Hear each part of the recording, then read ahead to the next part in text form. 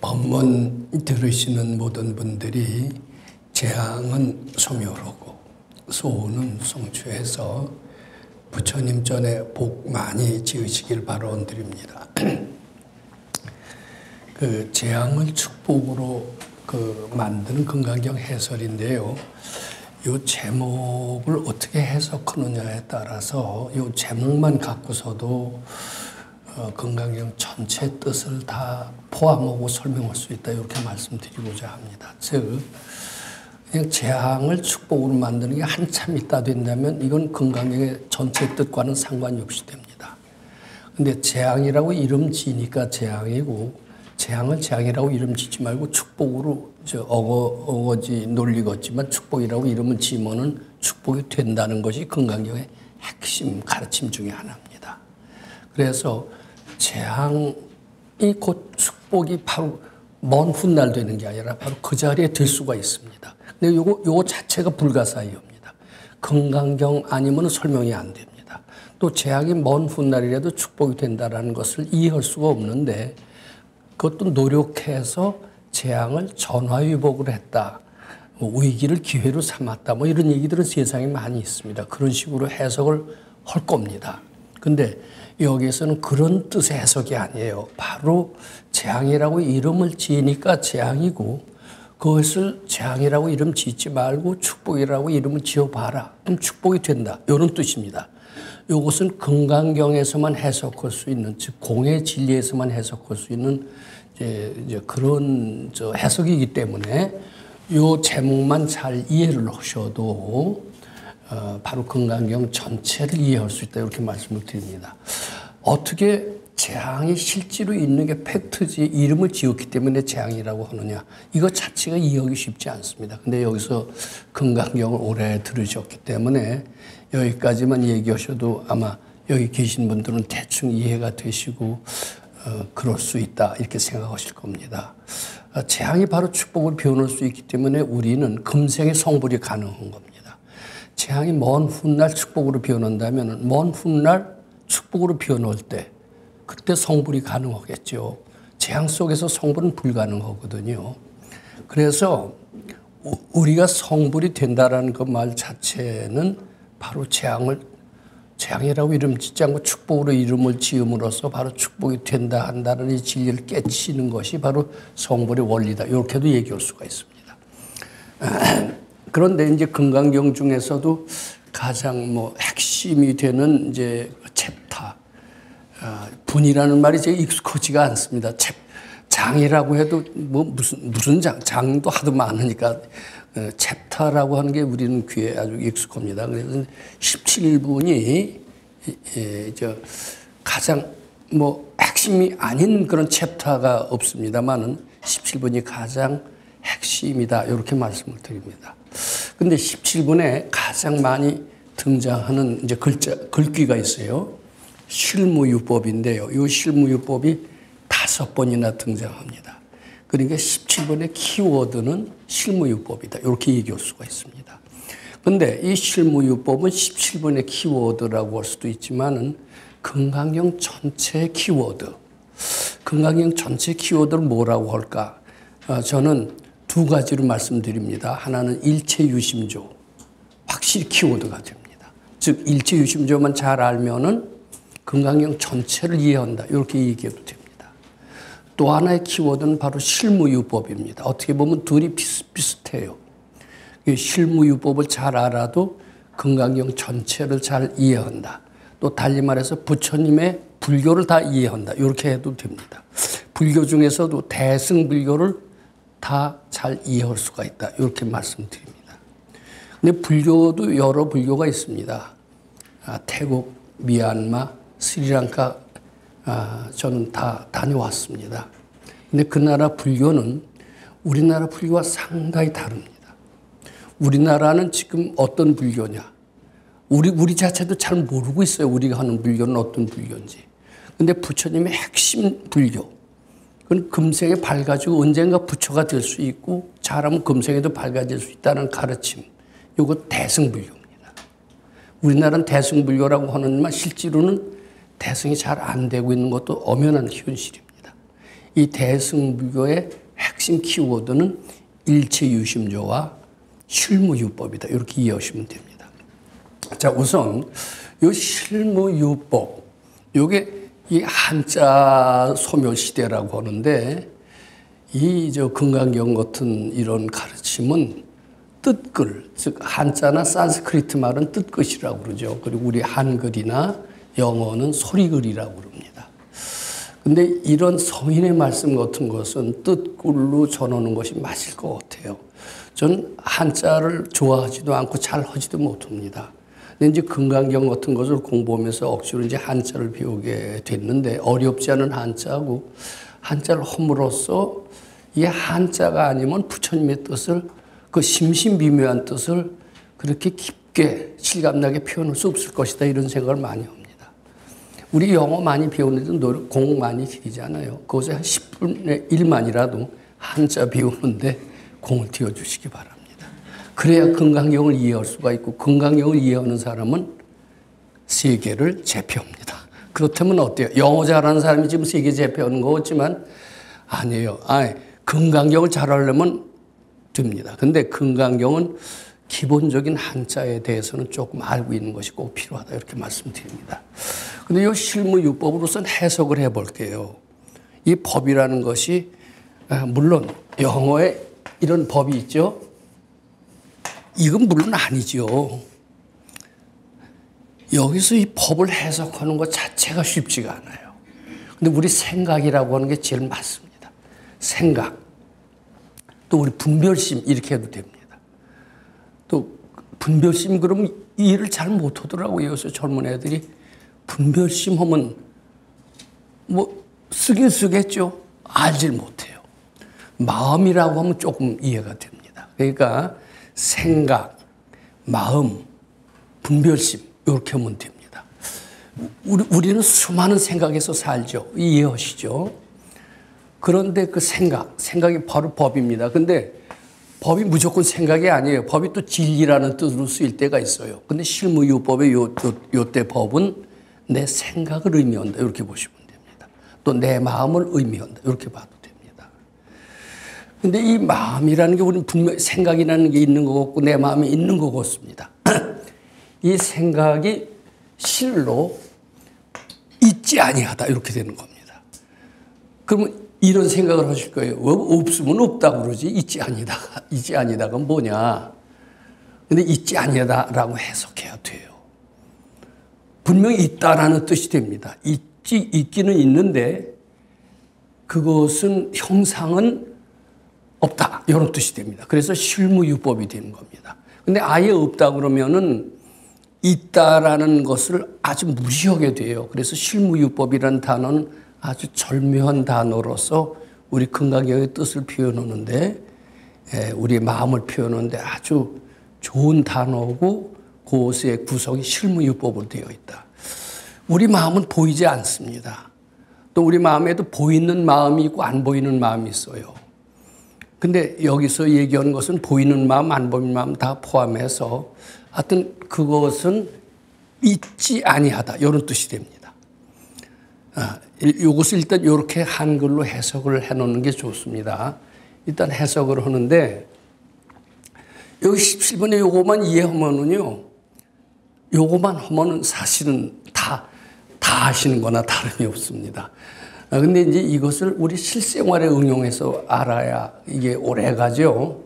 시험 답안지 쓰기 위해서 이해하는 게 있잖아요. 우리 대학, 초등학교, 중고등학교, 대학원에서 많은 것을 오랜 세월을 공부합니다. 뭘 배우느냐 하면 답안지 쓰기 위한 그것만 준비하고 있어요. 근데 답안지 쓰기 위한 지식과 실생활에 적용되는 지식은 굉장히 틀립니다. 그래서 답안지를 잘 쓰고 수재라고 평판을 받아도 현실 생활은 빵점인 사람, 수많은 재앙에서 헤어나지 못하는 사람이 굉장히 많습니다.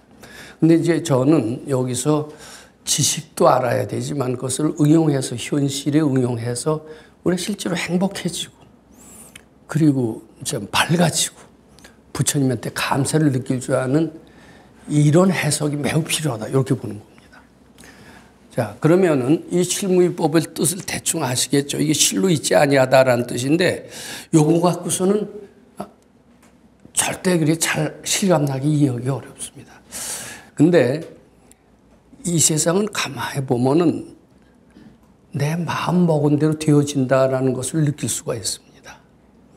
누가 내 마음대로 되지 않고 누구에 의해서 조종을 받고 있는 것처럼 생각을 할 수가 있어요. 누구 때문에 나는 이렇게 못 살게 됐다. 또 누구 때문에 잘 살게 됐다. 누구 때문에 무엇에 의해서 내 마음 아닌 외부에 의해서 영향을 받아서 나는 그쪽으로 움직일 수밖에 없다. 이게 대부분의 시간은 그렇게 생각을 하는데 잘 생각해 보면은요.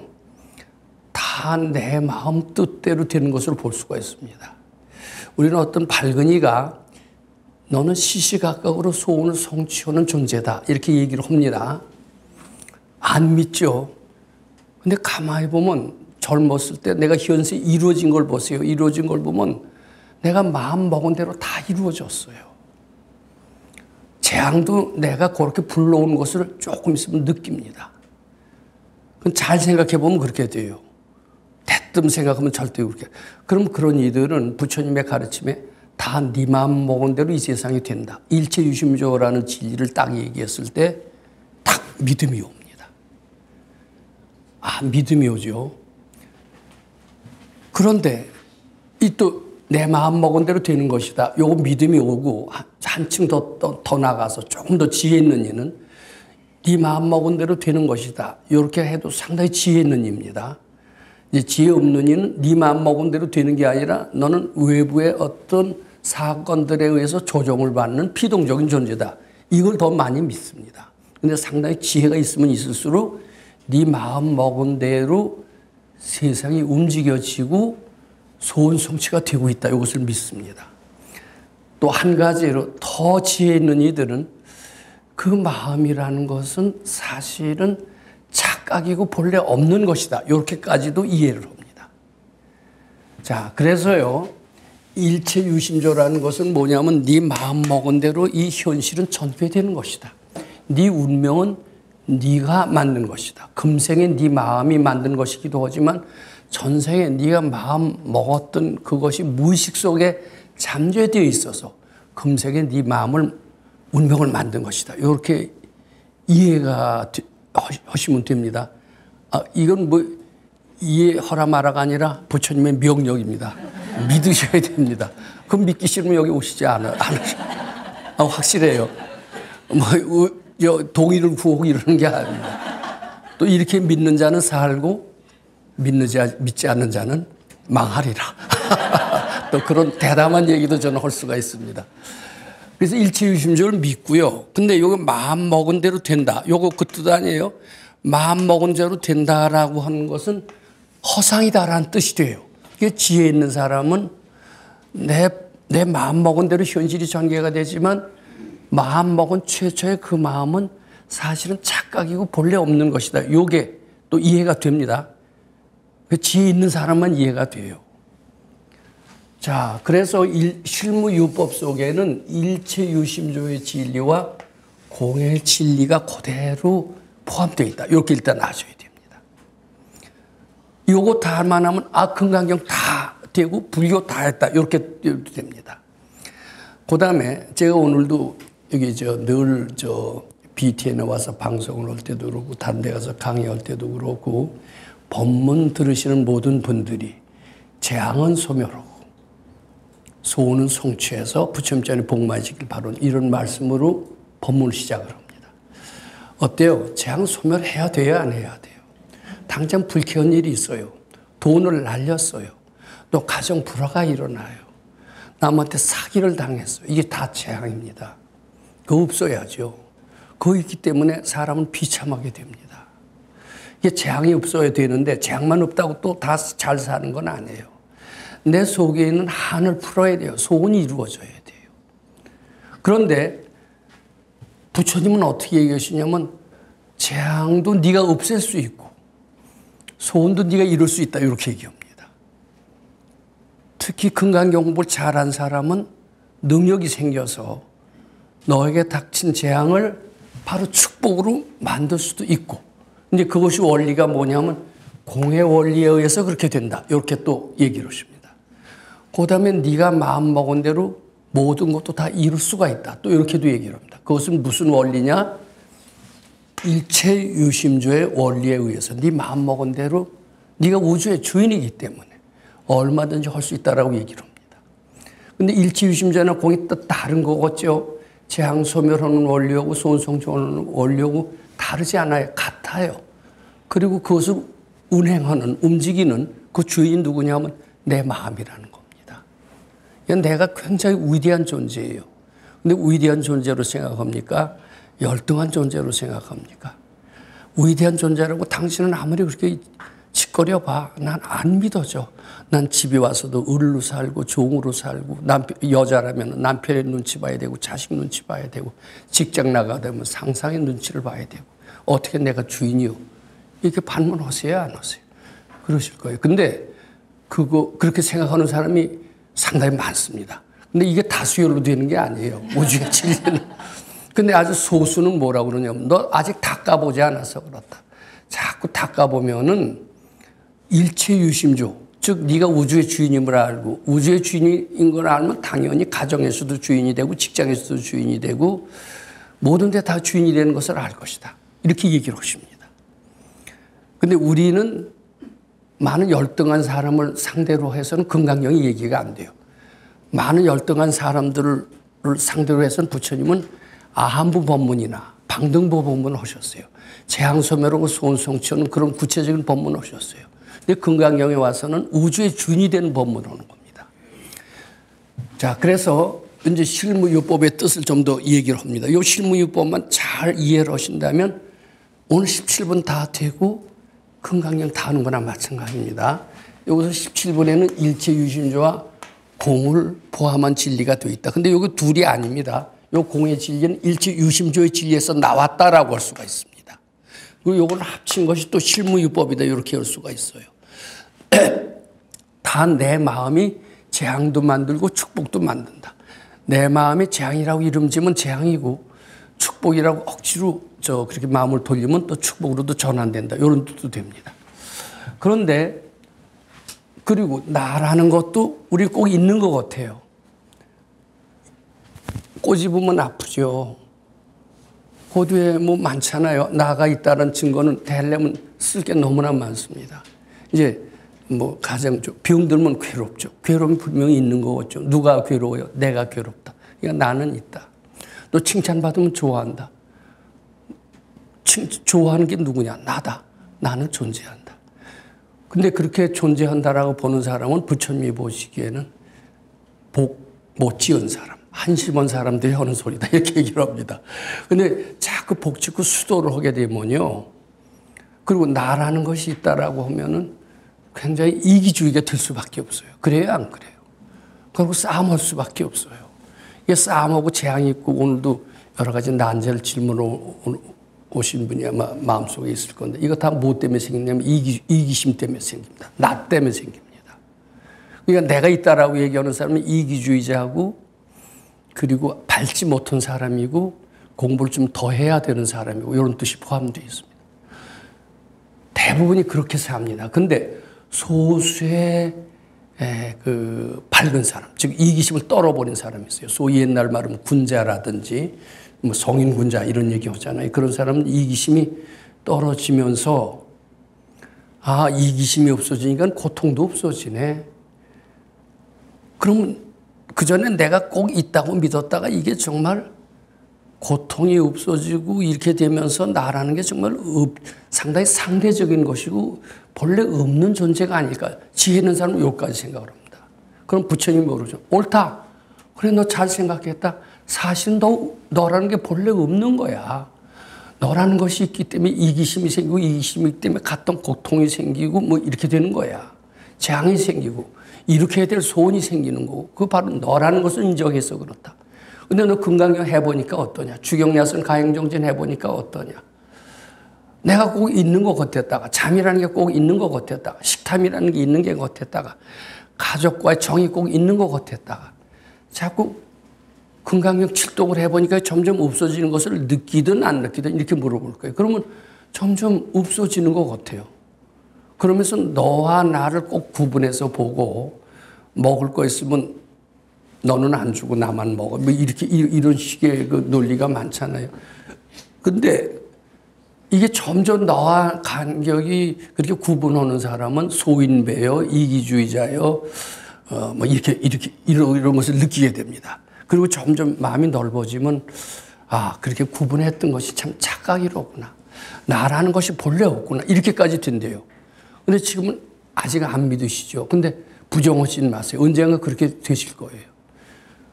그리고 이게 본래 내 생각이 본래 있지 아니하다. 나라는 것까지도 본래 있지 아니하다. 생각 속에는 나도 포함되어 있습니다. 이게 뭐냐면 내가 본래 없으면요. 뭐가 되냐면 우주는 내 것이다가 됩니다. 너와 나는 다르지 않다 이렇게 됩니다. 이게 소승이에요, 대승이에요? 대승이 되는 겁니다. 좋은 일 하는 사람과 대승이는 꼭 동일어는 아니죠. 예, 이제 더 이상 깊게 들어가지 않겠습니다. 근데 분명한 것은 이 슐무유법에는 이런 몇 가지 뜻이 있습니다. 일체유심조와 공의 뜻이 있다. 재앙을 소멸하고 소원을 성취하는 뜻이 있다. 모든 난제는 다 네 속에 해답이 있고 마음 밖에서 찾지 말라. 이런 뜻이 있다. 이해가 되죠? 그리고 대승인으로서 살아라. 네가 본래 착각이고 나라는 것도 아라는 것도 착각이고 본래 없을진된 너와 나가 둘이 아니다. 밉고 주는 것과 받는 것이 다르지 않다. 미추가 둘이 아니다. 이렇게 살아라. 네, 저는 푸른 산 맑은 물을 되게 좋아했습니다. 조금 전에 말씀드린 그런 스님을 되게 좋아했고 그런 스님을 닮으려고 노력했던 때가 있었습니다. 근데 이제 백 박사님한테 와서 저도 그 기질을 그대로 가지고 있었어요. 근데 거기 와서 푸른 산 맑은 물을 되게 좋아하고 그랬는데 거기서 시키는 건 맨 쇠똥 치는 일이고 그것도 돈도 좀 벌어야 된대요.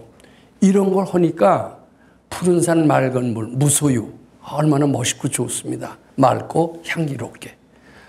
이렇게 이런 거 좋아하던 사람이 돈 벌어서도 돈 버는 게 나쁜 게 아니다. 돈 벌어 부처님 시봉한다 그러면 그건 나쁜 것이 아니다. 그리고 지저분한 것도 바칠 수가 있어야 된다. 이렇게 하면서 쇠똥 치고 이렇게 하니까 적성이 맞아요, 안 맞아요?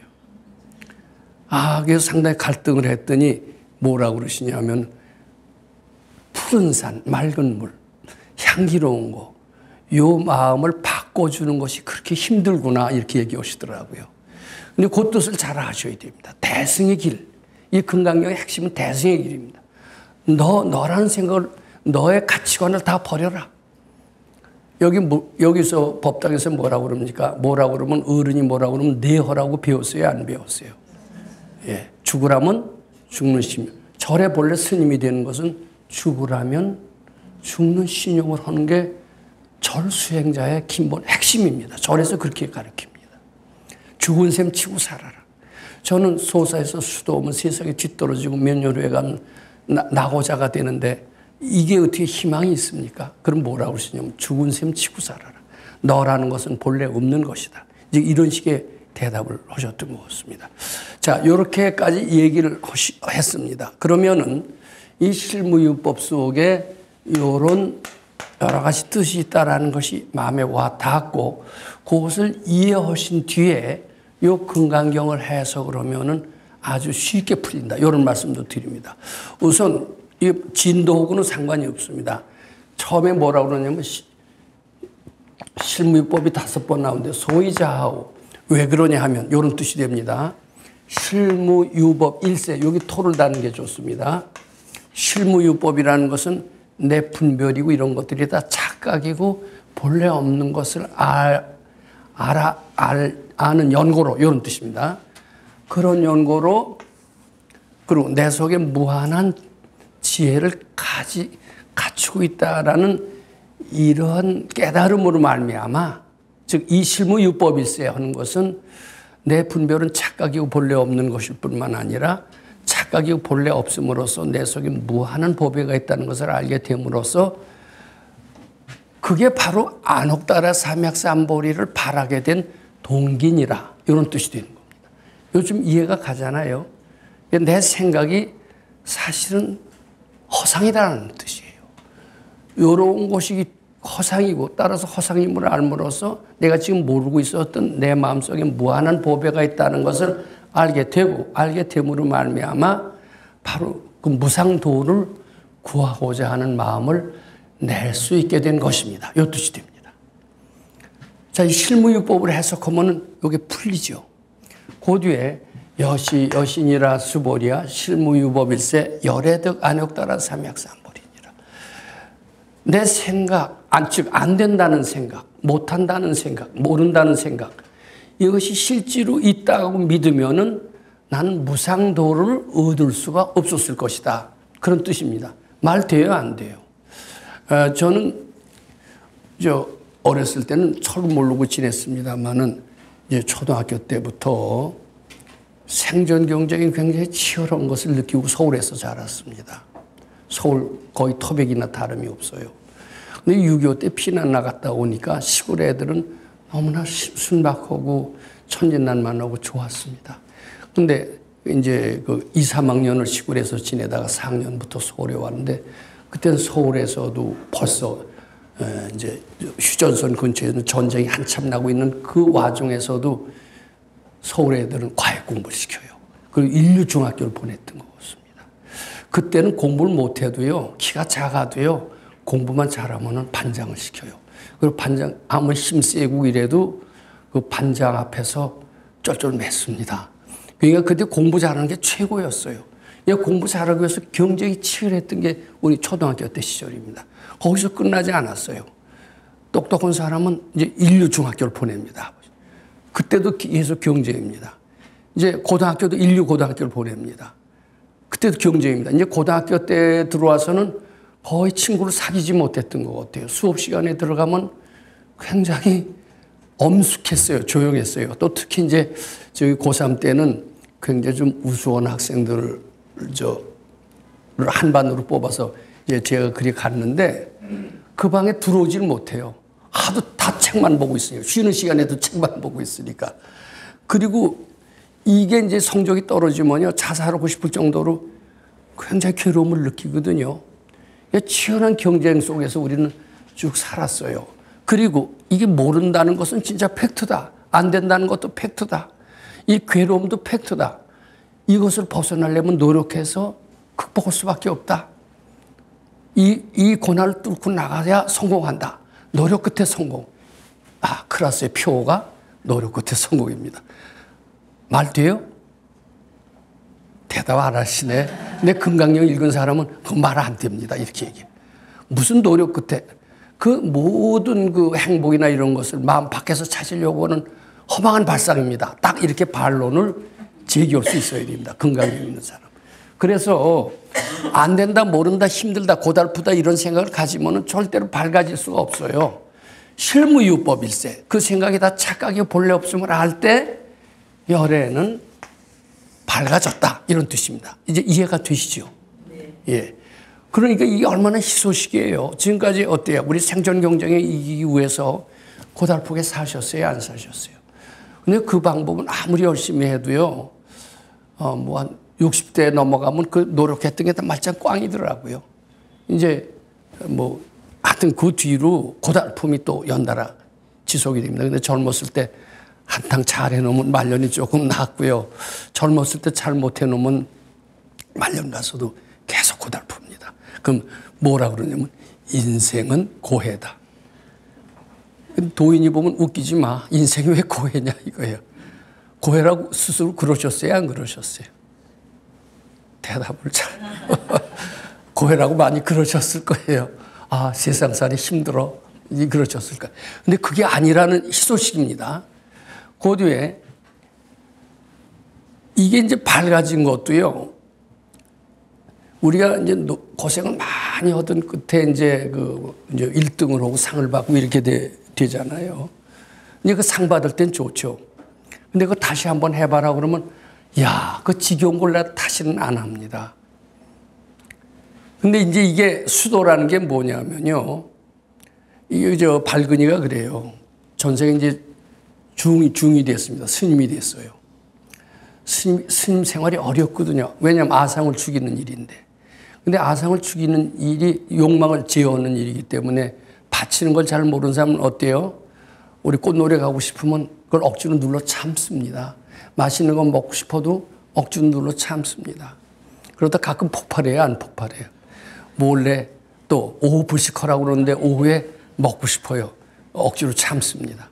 근데 그러다가 폭발해서 몰래 밖에 나가서 파괴를 하고 이러는 수도 있습니다.